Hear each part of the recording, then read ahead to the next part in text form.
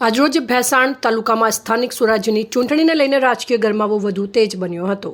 Bharatiya Janata party દ્વારા તાલુકા પંચાયત અને જિલ્લા પંચાયતની તમામ બેઠકો માટે સત્તાવાર મેન્ડેટ જાહેર કરવામાં આવ્યા બાદ ઉમેદવારોએ પોતાના ઉમેદવારી ફોર્મ ભરવાની પ્રક્રિયા પૂર્ણ કરી હતી। ભાજપના કાર્યકરો અને સમર્થકોમાં ભારે ઉત્સાહ જોવા મળ્યો અને વિવિધ વિસ્તારોમાંથી મોટી સંખ્યામાં લોકો ઉપસ્થિત રહ્યા।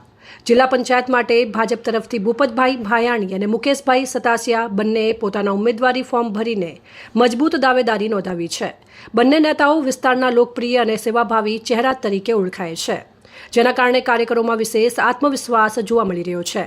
ફોર્મ ભરવાની પ્રક્રિયા દરમિયાન ભાજપના આગેવાનો, કાર્યકરો અને સમર્થકો દ્વારા ઉર્જાવાન વાતાવરણ સર્જાયું હતું।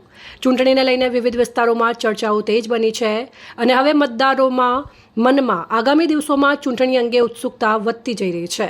સ્થાનિક સ્વરાજ્યની આ ચૂંટણીમાં ભાજપ મજબૂત પ્રદર્શન કરશે તેવી આશા વ્યક્ત કરવામાં આવી રહી છે। ભારત માતા કી જય।